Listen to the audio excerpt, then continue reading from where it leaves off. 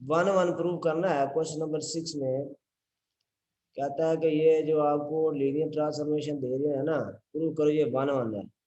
Which of the linear transformation are one one. ठीक है, which are the linear transformation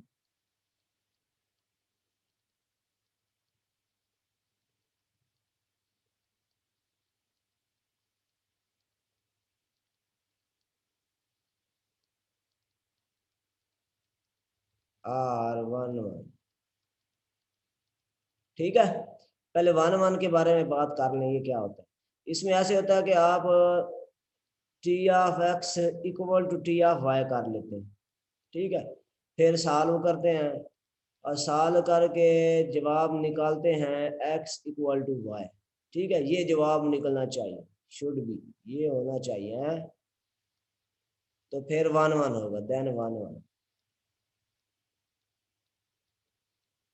मेरी बात समझ आ गई है? ये आपने खुद करना है, इसको खुद इक्वल रख लेना है। ठीक है, खुद से इसको रख के फिर सॉल्व करना है और ये जवाब होना चाहिए।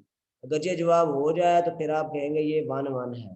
अगर ये जवाब ना आए, ठीक है, if x is not equal to y आए, इसको आप इक्वल करके सॉल्व करते करते यहाँ तक पहुंचे कि x is not equal to y आया, तो फिर आप कहेंगे नॉट वन वन। समझ आ गई बात की? वन वन में क्या करना है, ये वन टू वन एक ही बात है। हाँ जी, समझ आ गई? तो पहला पार्ट इसका कहता है कि t from r square to r cube है। ठीक है, और फार्मूला इसका क्या दिया हुआ है? फार्मूला उसने इसका दिया हुआ है x one comma x two equal to ये x one plus x two comma x one minus x two और x one plus two x two. ये फार्मूला उसने आपको दे दिया है, इसको आपने यूज करना है। ठीक है, अच्छी तरह फार्मूले को भी समझ ले। किस तरह कहता है वो, उसने फार्मूला दिया है कि पहले और दूसरे को ऐड किया है, यहाँ पे पहले और दूसरे को माइनस किया है, यहाँ भी ऐड किया लेकिन दूसरे को टू से मल्टीप्लाई भी किया है ना। यही फार्मूला है ना।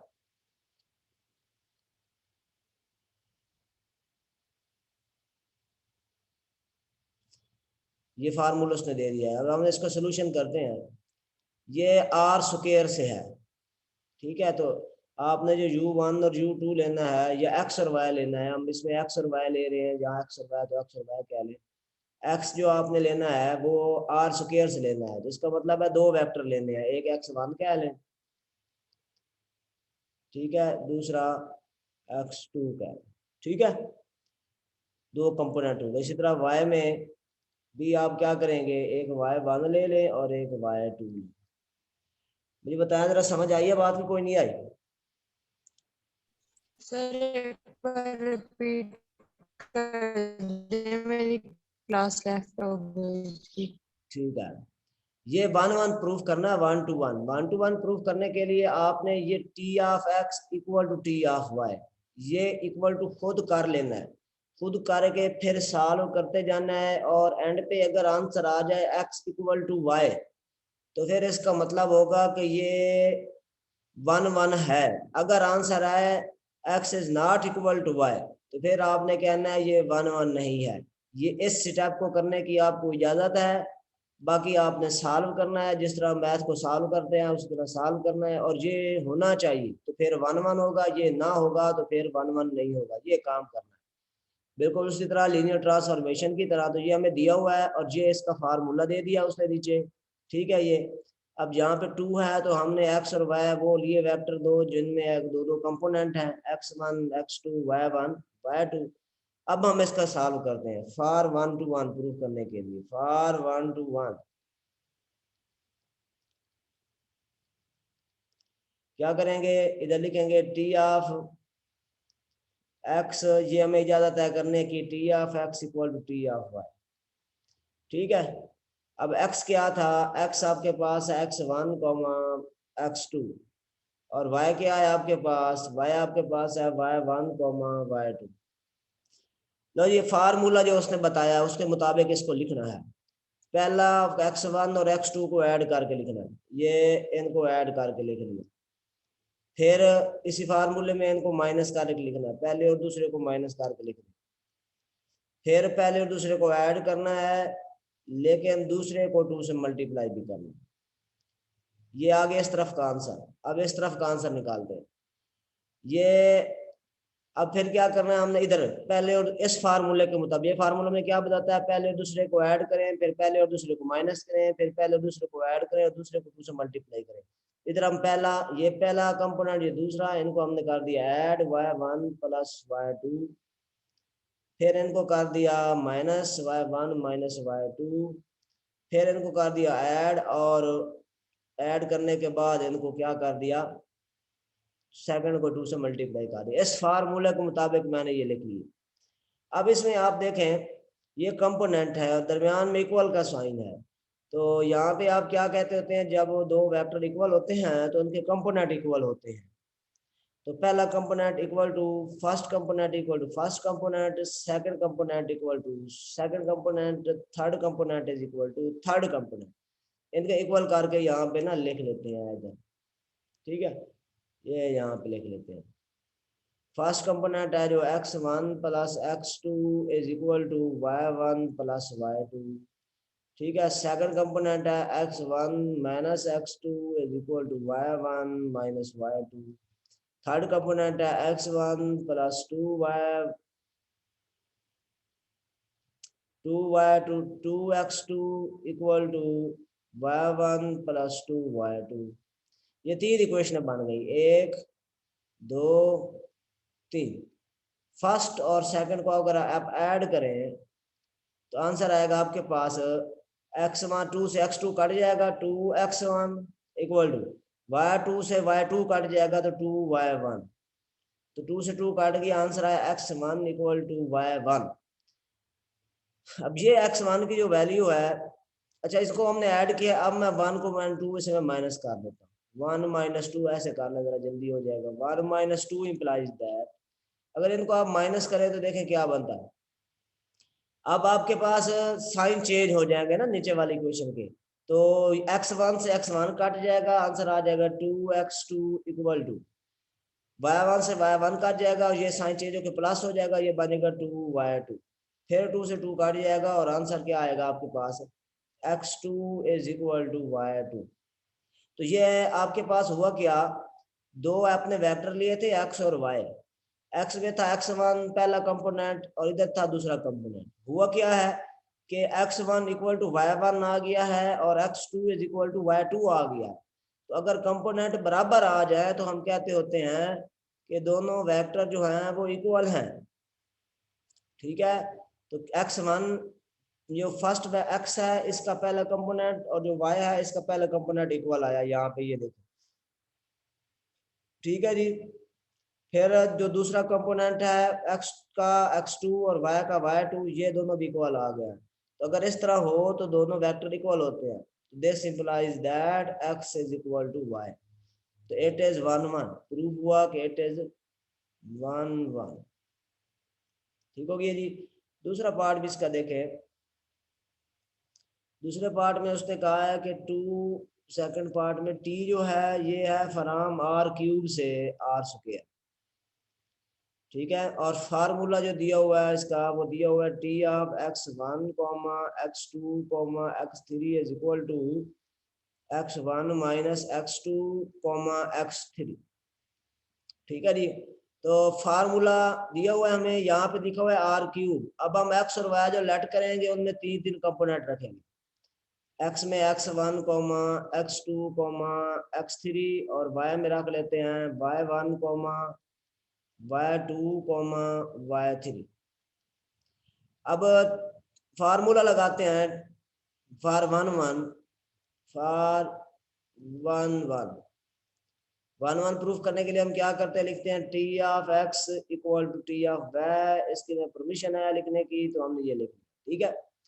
अब इधर x की वैल्यू पुट कर दें, ये फार्मूले में इसकी x की वैल्यू है हमारे पास x1 x2 x3 और y की वैल्यू है t of y1 y2 y3। अब फार्मूला लगाए, क्या फार्मूला है भला, इधर फार्मूले को अगर हम समझें तो फार्मूला में ये बताता है, ये फार्मूला जो है हमें ये बताता है कि जो फर्स्ट और सेकंड है कंपोनेंट, अब एक्स एक्स याद नहीं रखना आपने, मैंने पहले भी बताया था इसको, इस तरह आपने ऐसे याद रखना है। फर्स्ट और सेकंड कंपोनेंट्स पहले बार जो यहाँ पे जो है, यहाँ पे फर्स्ट और सेकंड कंपोनेंट माइनस हुए हुए हैं, और जो तीसरा कंपोनेंट है वो सेम आया हुआ है। ये है ना फार्मूला, क्यों भाई यही है? Yes sir. ठीक है, तो ये आप लिखवाएं जरा, ये इसका आंसर लिखवाएं, इसका आंसर क्या आएगा जहाँ पे लिखवाएं?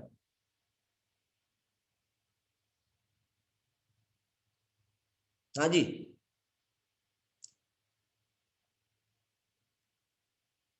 बोले।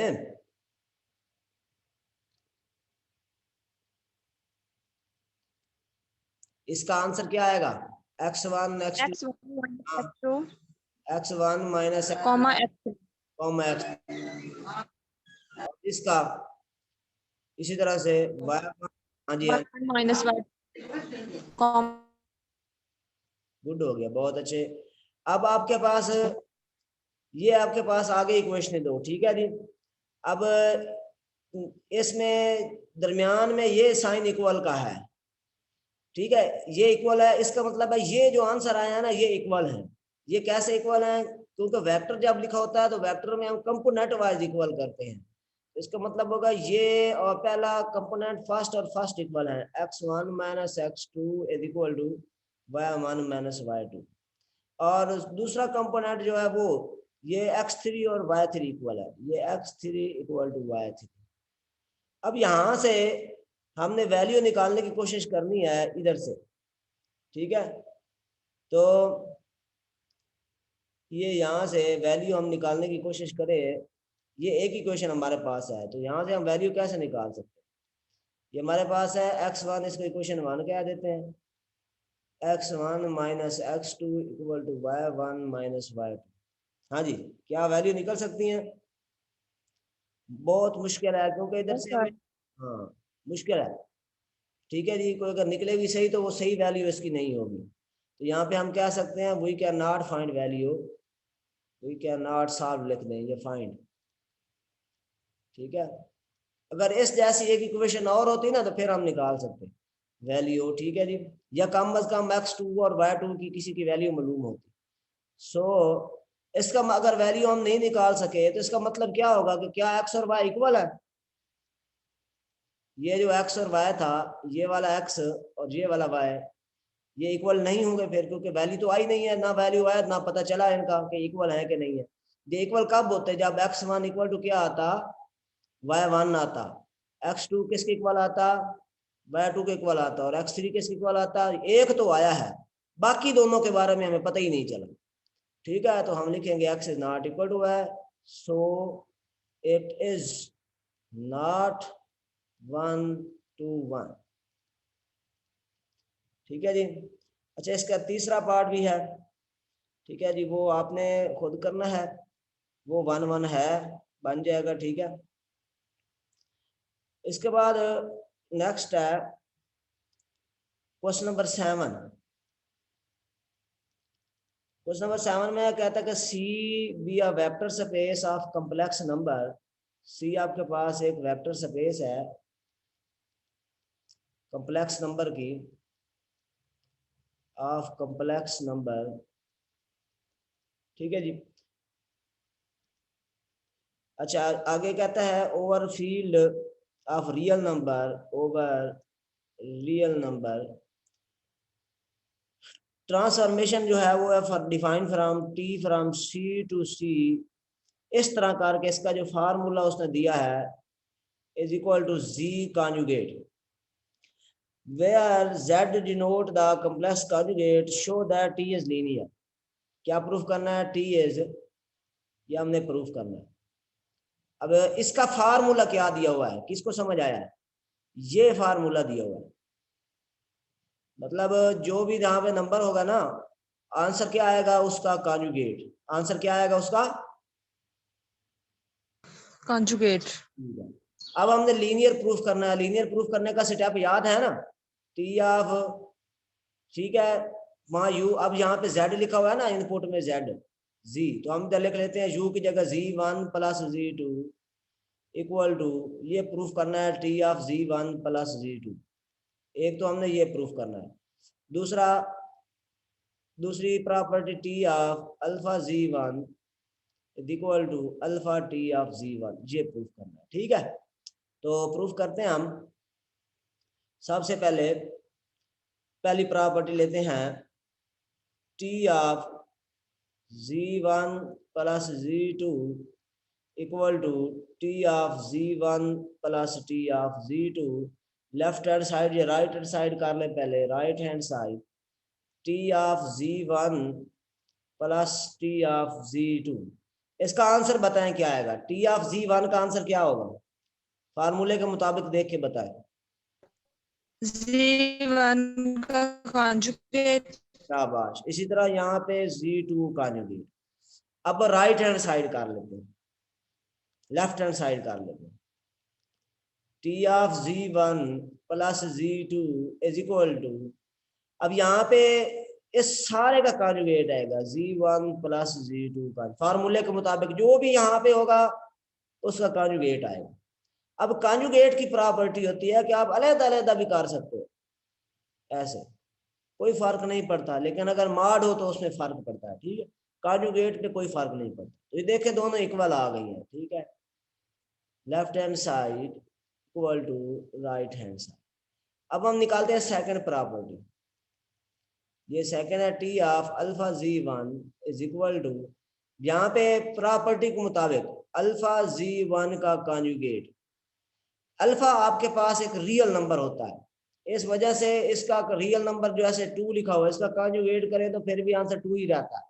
अगर अंडर रूट 2 लिखा हुआ है, आप कॉन्जुगेट करें फिर भी आंसर क्या रहेगा, स्क्वायर रूट 2।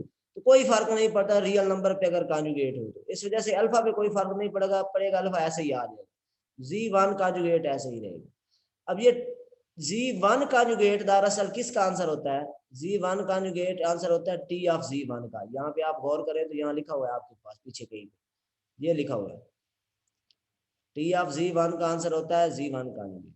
यहाँ पुट कर गए alpha of T of z1। तो ये देखें दोनों प्रॉपर्टी फुलफिल हो गई है। आप कहेंगे टी इज लीनियर ट्रांसफॉर्मेशन। ठीक है जी। इस तरह क्वेश्चन नंबर 8 है,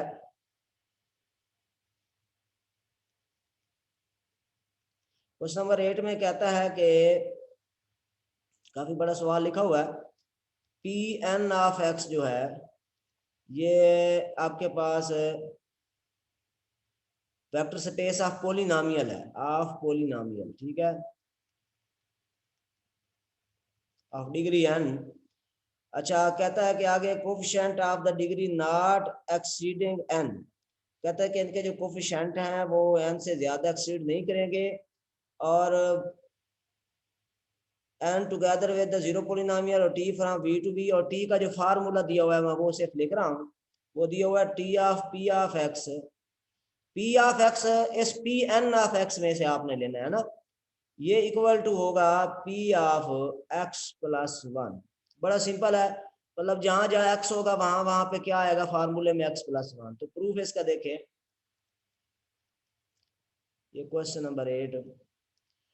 अब इसी तरह से आपने क्या करना है, दो पोलिनोमियल लेने हैं पी एन में से, छोटा पी एन लेके। ठीक है, ये कैपिटल पी एन से पी वन ऑफ एक्स एक ले लें, यहाँ पे लिख लें इसके लिए a naught x plus a one x, sorry पहले एक्स नहीं आता, a naught plus a one x plus so on a n x power n. एक दूसरा पोलिनोमियल ले लें पी टू एक्स, कोफिशिएंट को आप चेंज करेंगे, b naught plus b one x plus so on b n x power. ये polynomial हमने लेने हैं और डिग्री एन तक, जहां पे एक्स पावर एन है वहां तक लेने हैं, क्योंकि इधर जहां पे लिखा हुआ है p n x, capital P n x, ये बहुत बड़ा सेट है पोलिनोमियल का। ठीक है, ये पी एन एक्स और ये नीचे डिग्री लिखा हुआ है ना इसकी, ये एन एक्स, और ये जो लिखा हुआ है ना आपके पास यहाँ पे, ये डिग्री एन लिखा हुआ है। ये यहाँ एसोसिएट होता है कि कितनी डिग्री तक आपने जाना है, एन तक जाना है। ठीक है, और कोफिशिएंट जो है वो है इसके डिफरेंट हो जाएंगे। ठीक है, ये दो आपने पॉलिनॉमियल लिए, जैसे आप वहां पे वेक्टर लेते थे u1 और u2। तो लीनियर ट्रांसफॉर्मेशन की हमने पहली प्रॉपर्टी है उसको प्रूव करने की तरफ हम जाते हैं। ठीक है जी, वो क्या है हमारे पास, टी ऑफ, अब यहाँ पे ना u1 u2 की जगह आएगा p1 of x plus p2 of x। ठीक है, इज इक्वल टू प्रूफ करना है T of p1 of x plus t of p2 of x, ये हमने प्रूफ करना है। ठीक है, तो पहले राइट हैंड साइड में करता हूँ। ये आपके पास आया T of p1 of x plus t of p2 of x। ठीक है जी, ये देखें जी, p1 ऑफ x फार्मूला क्या कहता है, फार्मूला में ये कहता है कि जहां पर x है वहां पे x प्लस 1 आ जाएगा, जहां पे x है वहां पे क्या आ जाएगा, x प्लस 1। तो यहाँ पे p1 ऑफ x आपके पास है, एक मिनट में से पहले पुट कर देता हूँ। p1 ऑफ x मेरे पास है a0 a1x plus so on an x power n plus p2 of x मेरे पास है b0 b1x plus so on bn x power n। अब जहां पे x है ना उसकी जगह x प्लस 1 आपने लगाना है, जस्ट a0 a1, यहाँ पे x है, ये x है, इसकी जगह आपने लगा देना x plus 1 plus so on. इसी तरह से यहाँ भी x है, यहाँ भी लगा देना x प्लस 1 पावर है। अब यहाँ पे आ जाए जी इस पे, ये इसी तरह इसको भी ओपन करें, ये बन जाएगा b0 प्लस b1 और ये x है, फार्मूले के मुताबिक यहाँ x प्लस 1 का प्लस सो ऑन bn, यहाँ x है यहाँ भी कर दे x प्लस 1 पावर है। ठीक है जी, अब अगर इनको आप ऐड करना चाहें तो कर सकते हैं, ये a0 है ये b0 है, इसको ब्रैकेट में लिख ले a0 प्लस b0, ये a1 है ये b1 है और x प्लस 1 दोनों में सेम है, a1 प्लस b1 और x प्लस 1 दोनों से कॉमन आ गई प्लस 1। इसी तरह लास्ट में an प्लस bn और x प्लस 1 पावर n दोनों से कॉमन आ गई। ये बन गई right hand side. Left hand side अब हम करते हैं। लेफ्ट हैंड साइड में हमारे पास है T of p1 of x plus p2 of x। अब पहले इनको हमें इसके अंदर ऐड करना पड़ेगा। p1 ऑफ x हमारे पास है a0x sorry a0 plus a1x plus so on plus an x power n। फिर p2x हमारे पास है b0 plus b1x plus so on bn x power n। अब इसमें ना हमने ऐड कर देना है पहले, फिर उसके बाद हमें रूल लगाना है। तो ये a0 है ये b0, इसको ऐड करके लिख लें, बन जाएगा a0 प्लस b0। ये a1 और b1 ये ऐड कर दें, a1 प्लस b1 और x आ गया कॉमन। इसी तरह सो ऑन, और आखिरी टर्म जो है an प्लस bn हो जाएगा और x power n is common.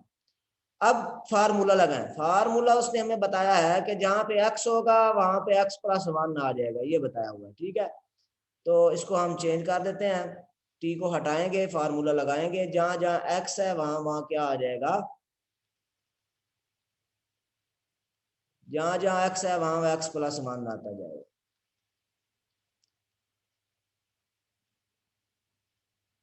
यहाँ भी x प्लस 1 आ जाएगा, ऊपर पावर में n आ जाएगा।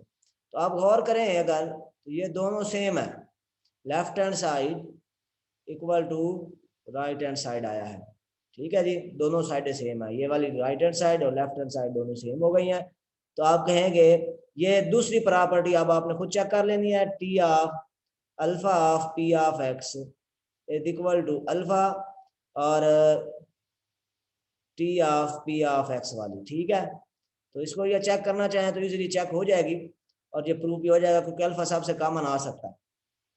तो ये बन जाएगी इट इज लीनियर ट्रांसफॉर्मेशन।